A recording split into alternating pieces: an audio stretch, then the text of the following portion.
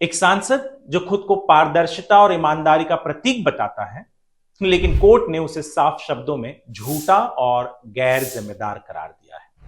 आज हम बात कर रहे हैं ममता बनर्जी की पार्टी टीएमसी यानी तृणमूल कांग्रेस के सांसद साकेत गोखले की, जो अब सिर्फ राजनीति ही नहीं अदालत की सजा का भी सामना कर रहे हैं।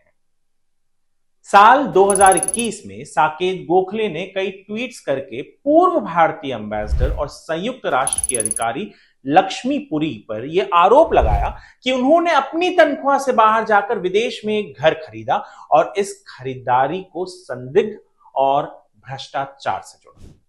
लेकिन ना कोई दस्तावेज, ना कोई जांच, ना कोई सबूत, बस ट्विटर पर सीधा हमला, और वो भी एक महिला अधिकारी पर जिनकी छवि अंतर्राष्ट्रीय स्तर पर सम्मानित रही है और जो केंद्रीय मंत्री हरदीप पुरी की पत्नी थी।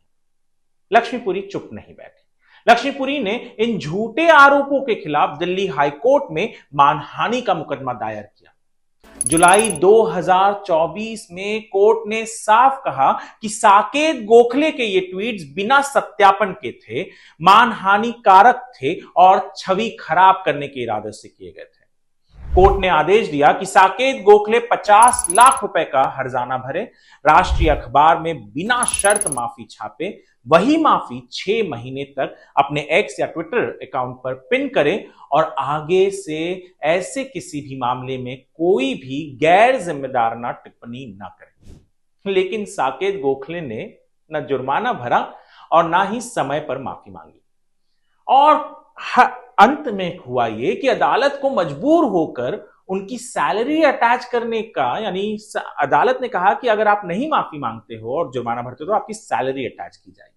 अंत में 10 जून 2025 को साकेत गोखले ने माफी छापी, वो भी सिर्फ इसलिए क्योंकि कोर्ट ने चेतावनी दी थी उनको।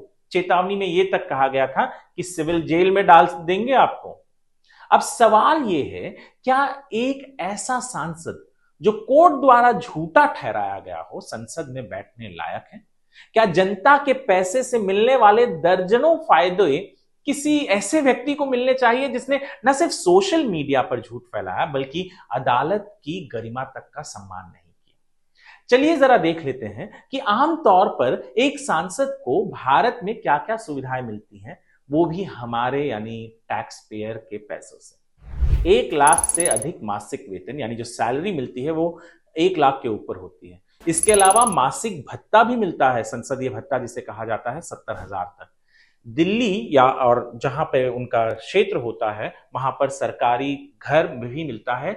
फ्री एयर ट्रैवल और रेल यात्रा तो होता ही है। स्टाफ, रिसर्च और कम्युनिकेशन के लिए अलग फंड होता है। स्वास्थ्य सेवाएं, सुरक्षा और अन्य वीआईपी फैसिलिटीज।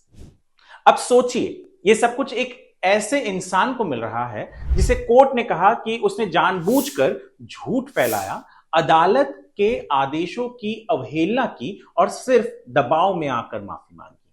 क्या यह सही है? साकेत गोखले खुद को पारदर्शिता और जवाबदेही का नेता कहते हैं। एक समय था जब उन्हें आरटीआई एक्टिविस्ट के रूप में जाना जाता था, लेकिन अगर वो वाकई में जिम्मेदार सांसद होते तो अब तक इस्तीफा दे चुके होते। आज जनता को तय करना है, क्या हम ऐसे लोगों को संसद में भेजेंगे जो सोशल मीडिया जैसे छोटी जगह पर जिम्मेदारी छोड़कर सनसनी फैलाते हैं? क्या हमारी संसद का स्तर इतना गिर चुका है कि एक सर्टिफाइड झूठा उसमें बैठा रहे? साकेत गोखले टीएमसी से राज्यसभा के सांसद हैं। क्या उन्हें वहां बैठने की, अब खास करके जब कोर्ट में हो चुका है, तय हो चुका है कि उन्होंने झूठ कहा, उन्होंने खुद अपॉलॉजी भी तक छापी, क्या ऐसे व्यक्ति को वहां बैठने का अधिकार है? इस वीडियो को ज्यादा से ज्यादा लोगों तक पहुंचाइए, क्योंकि जवाबदेही सिर्फ सत्ता पक्ष की नहीं होती है। हर सांसद को जवाब देना होगा, चाहे वो किसी भी पार्टी का हो। इस वीडियो को देखने के लिए आपका धन्यवाद।